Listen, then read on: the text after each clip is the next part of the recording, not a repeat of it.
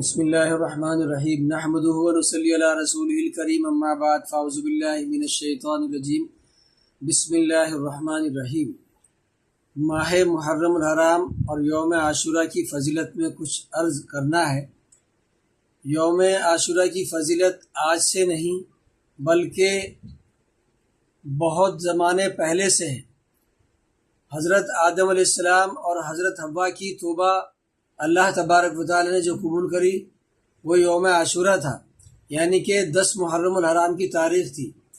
اسی طریقے سے جب حضرت ابراہیم علیہ السلام کو آگ میں ڈالا گیا تھا تو 10 محرم الحرام کو ہی اللہ تبارک و تعالی نے حضرت ابراہیم علیہ السلام کو آگ سے نکالا تھا۔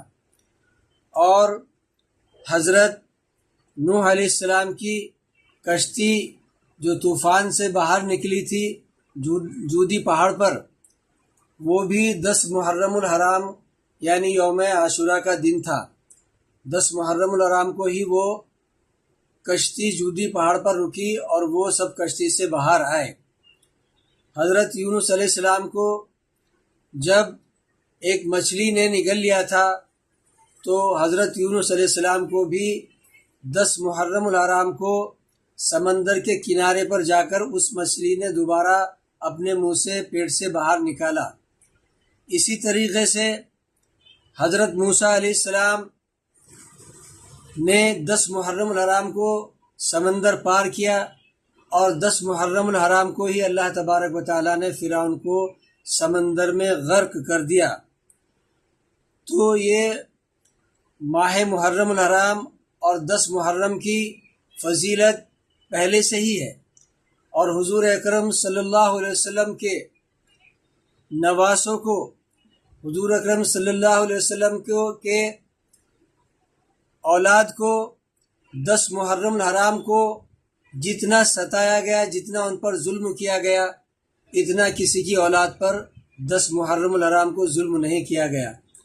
حضور اکرم صلی اللہ علیہ وسلم نے ماہ محرم الحرام کے روزوں کی فضیلت کے بارے میں فرمایا ہے کہ رمضان المبارک کے بعد اگر کسی مہینے کے روزے سب سے افضل ہیں تو ماہ محرم الحرام کے ہیں، یعنی کہ اگر ہم جب یہ روزے رکھیں گے تو جو رمضان کے روزوں کی فضیلت ہے اس کے بعد اگر کسی مہینے کے روزوں کی فضیلت ہے تو ماہ محرم الحرام کے روزوں کی فضیلت ہے۔ ہم کو چاہیے کہ اس ماہ مبارک میں بھی ہم کثرت سے روزے رکھیں۔ اور یوم عاشورہ کے روزے کے بارے میں حضور اکرم صلی اللہ علیہ وسلم نے فرمایا کہ جو 10 محرم الحرام کے روزہ رکھے گا اس کے اللہ تبارک و تعالیٰ 1 سال کے پچھلے سارے گناہ معاف فرما دیتے ہیں۔ حضور اکرم صلی اللہ علیہ وسلم نے فرمایا کہ 10 محرم الحرام کے روزے یہودی بھی رکھتے تھے، تو حضور اکرم صلی اللہ علیہ وسلم نے فرمایا کہ ہم کو چاہیے کہ ہم 2 روزے رکھیں، یعنی کہ 9ویں اور 10ویں کا روزہ رکھ سکتے ہیں یا 10ویں اور 11ویں کا روزہ بھی رکھ سکتے ہیں، تاکہ یہودیوں سے مشابہت ختم ہو جائے۔